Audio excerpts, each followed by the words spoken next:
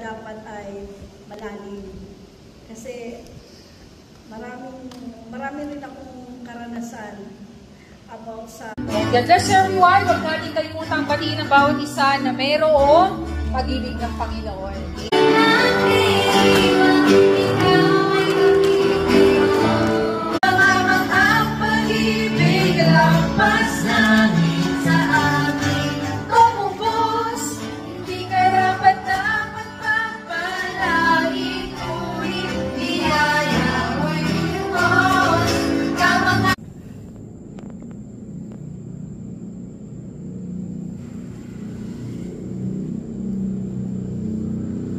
So everybody go back home after our prayer meeting. So thank you for being with us. Always be with Jesus.